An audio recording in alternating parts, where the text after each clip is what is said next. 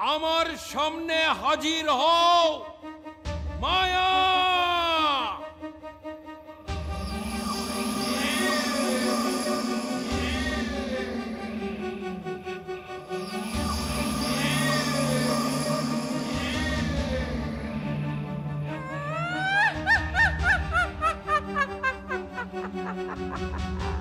কি ব্যাপার, আমাকে আবার ডাকলেন কেন? মায়া, রামচন্দ্র সীতার লক্ষণ এখন নিষাদ রাজ্যে। ধীরে ধীরে ওরা দণ্ডকারণ্যের দিকে আসবে, আর যতই এগিয়ে আসবে ততই দিন কমে যাবে। কিসের দিন কমবে? সময় সময় বলে দেবে লঙ্কারাজ, সময়।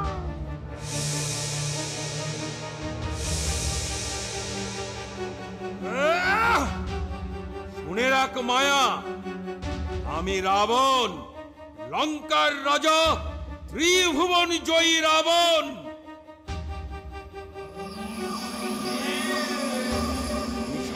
রাজ গুহক এখন কি করছে বলো? কি করছে বলবো কেন?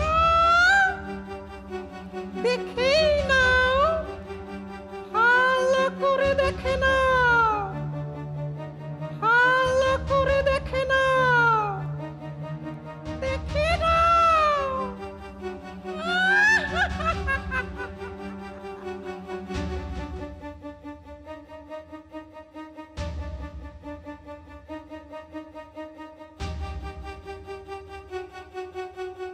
আপনার জন্য সুস্বাদু অন্ন এবং অনেক ফল এনেছে প্রভু। অনেক দিন থাকবে এই অর্ঘ্য, আপনি এগুলো গ্রহণ করুন প্রভু। আপনাদের জন্য ভালো বিছানা আর ঘোড়ার খাবারেরও ব্যবস্থা করেছি। তোমার তুলনা নেই গুহক, তুমি যথার্থই আমার বন্ধু। তুমি যা কিছু এনেছ আমি সব স্বীকার করে নিলাম, কিন্তু কিন্তু কিন্তু কেন প্রভু? আমি যে তাপস ব্রত গ্রহণ করেছি বন্ধু, আমার আহার শুধু এখন ফল আর মূল। তোমার এসব অন্ন আমি গ্রহণ করতে পারবো না গুহক। প্রভু, তবে এর থেকে আমার রথের ঘোড়াগুলো যা খাবে তাই আমি নিয়ে নিচ্ছি।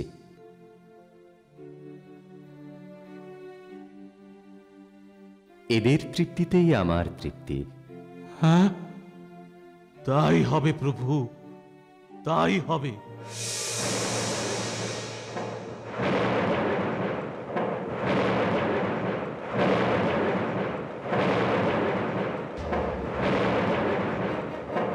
মন্ত্রী সারণ, লঙ্কারাজ, আজ রাতে আমি তপস্যায় বসব। জেনে নেব মায়ার কথাটা সত্যি কি মিথ্যা। আমি অমর, পৃথিবীর কেউ আমাকে মারতে পারবে না, কেউ না। আমি ব্রহ্মার বরে অমর, অমর। তারপর নিষাদ রাজ্যে আবার রাত ঘনিয়ে এলো। প্রত্যেকটা রাত সীতার কাছে ভয়াবহ। তিনি ভুলতে পারেননি ওই ফেলে আসা রাতের কথা। প্রভু, সীতা, এখানে কোনো রাক্ষসদের উৎপাত নেই তো প্রভু? থাকলেও তোমার কোনো ভয় নেই, আমরা তো আছি। আর সবচেয়ে বড় কথা হলো এখানে আমার বন্ধু গুহক আছে। আমরা কাল কোথায় যাব প্রভু? কাল আমরা এখান থেকে গঙ্গা পার হয়ে গভীর বনে চলে যাব, আর এখান থেকেই আমরা মন্ত্রী সুমন্ত্রকে বিদায় জানাবো। তারপর পায়ে হেঁটে দূরে বনের মধ্যে চলে যাব, যেখানে কোনো মানুষ থাকে না।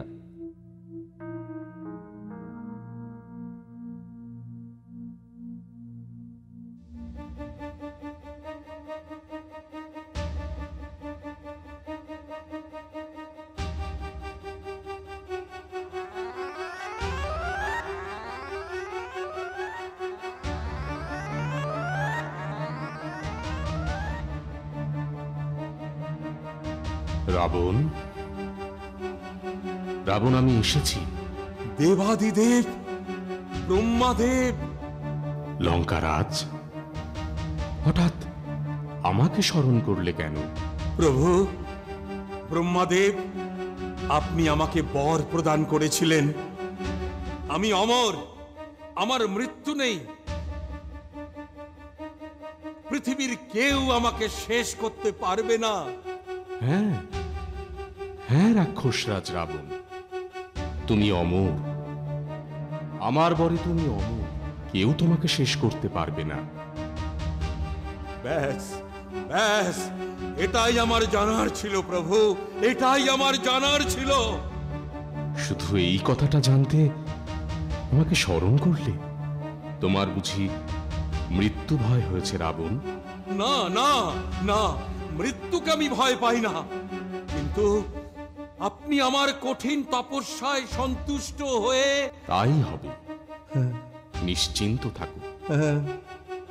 কোনো দেবতা, অসুর, যক্ষ, রাক্ষস তোমাকে মারতে পারবে না। আপনার আপনার জয় হোক দেবাদিদেব ব্রহ্মাদেব।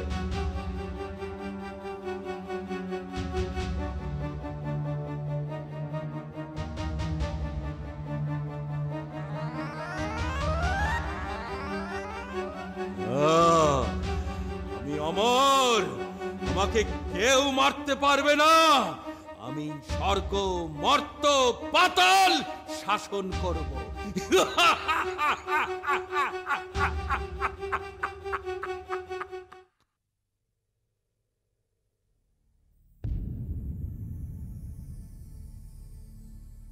না প্রভু, প্রভু! কি হয়েছে সীতা? রাক্ষস, রাক্ষস! আবার রাক্ষস দেখলাম। কোথায়? ওই ওই গাছের আড়ালে প্রভু। ওটা তোমার মনের ভুল সীতা। না না না, মনের ভুল নয়। আমি আমি তার চোখে চোখ রেখেছিলাম। অদ্ভুত অদ্ভুত চোখের দৃষ্টি। কোনো ভয় পেও না সীতা, লক্ষণ প্রহরায় আছে। তুমি নিশ্চিন্তে নিদ্রা যাও সীতা।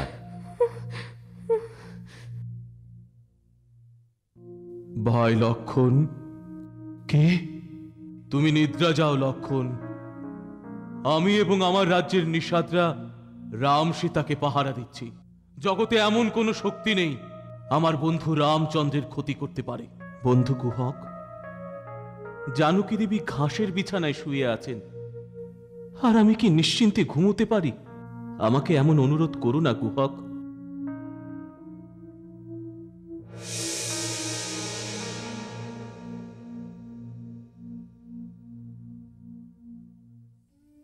জানি, আমি সব বুঝতে পারছি ভাই লক্ষণ। আর এও বলছি তোমাকে, তোমার মতো ভাই পাওয়া ভাগ্যের ব্যাপার। দাদার জন্যে ভাইয়ের 14 বছর বনবাস, এ কোনো কালে দেখা যাবে না। কিন্তু আমি ভাবছি রাজা দশরথের কথা।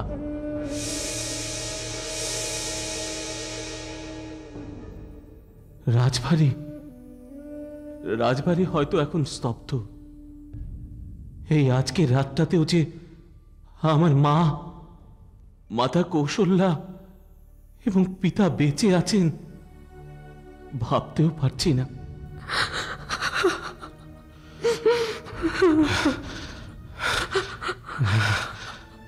কৌশল্যা, মহারাজ, রাম,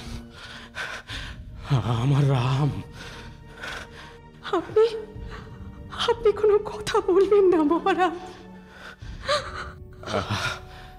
আমার আমার যদি পুত্র সুখে মৃত্যু হয়, তাহলে তাহলে রামকে সংবাদ দিও না।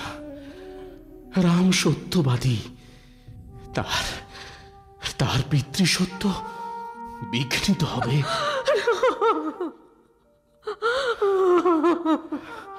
হায় হায় রাম, আমার আমার জন্যে, শুধু আমার জন্যে সে বনবাসে 14 বছর। আর আর সুমিত্রা, তোমার লক্ষণ, সেও আমার সন্তান। আমার জন্যে সেও বনবাসে। জনক রাজার কন্যা সীতা 14 বছর বনবাসে থাকবে। সব সব আমার জন্যে। আমি তো মারা যাবই, কিন্তু ওরা ওরা ওরা ওরা গভীর বনে বেঁচে থাকবে তো?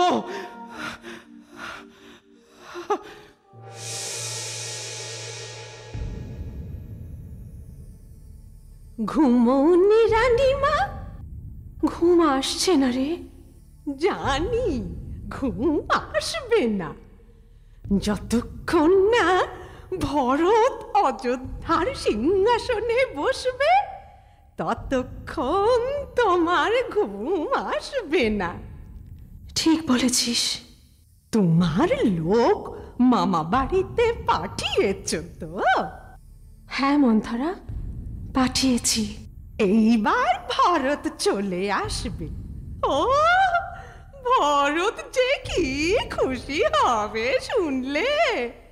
আমারই তো কেমন লাগছে। ভরত হবে অযোধ্যার রাজা। ওদিককার খবর কি রে মন্থরা? খবর আর কি, শুয়ে শুয়ে হায় রাম করছে। সারথি সুমন্ত্র ফিরে আসেনি? তুমিও তেমনি রানীমা, ফিরে আসবে কি করে? গভীর জঙ্গলে গেছে। রাক্ষস খক্ষসা হয়তো সব কটাকে চিবিয়ে খেয়ে ফেলেছে। তোমার পথের কাঁটা একেবারে পরিষ্কার। শুধু বাকি ওই মহারাজের প্রাণটা।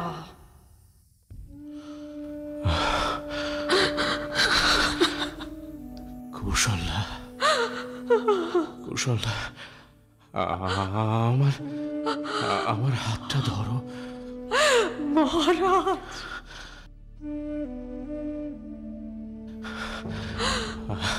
আমি আমি চোখের ঝাপসা দেখছি। চোখ বুঝলেই রামকে দেখতে পাচ্ছি। মহারাজ, মহারাজ, রাম, লক্ষণ, সীতা ভালো আছে। রামের কোনো ক্ষতি হবে না। হয়তো হয়তো ক্ষতি হবে না, কিন্তু কিন্তু আমার মৃত্যু কেন হচ্ছে না জানো? আমি আমি বেঁচে আছি শুধু একটা সংবাদের অপেক্ষায়।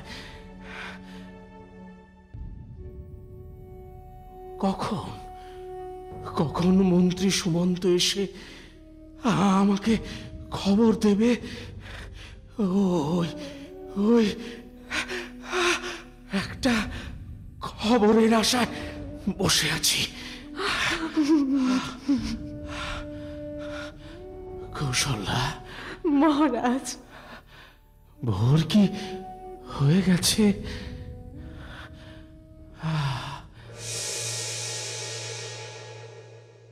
গুহক, প্রভু, তোমার আতিথেয়তায় আমি মুগ্ধ। তোমাকে আমি কোনোদিন ভুলব না। প্রভু, প্রভু, আপনি আমার রাজ্যে থাকতে পারতেন, আমি কৃতার্থ হতাম। আমি তো বলেছি তা হয় না। আপনি এখন কোথায় যাবেন প্রভু? আমি এখন গঙ্গার ওপারে যাব, তারপর পায়ে হেঁটে ভরদ্বাজ মুনির আশ্রমে যাব আশীর্বাদ নিতে। তুমি আমাদের যাবার ব্যবস্থা করো গুহক। হ্যাঁ প্রভু, আপনার যা সামান্য জিনিস আছে তাও তুলে দিয়েছি। ধন্যবাদ গুহক। আপনারা আমার প্রণাম গ্রহণ করবেন। আমার আমার বুক ভেঙে যাচ্ছে। অযোধ্যার রাজা ভাঙা ভেলায় গঙ্গা পার হচ্ছেন। রামচন্দ্র, এবার আমার কি করণীয়? এবার আপনি অযোধ্যায় ফিরে যান সুমন্ত্রদেব। কেন, আমি কি আপনাদের সঙ্গে যেতে পারি না?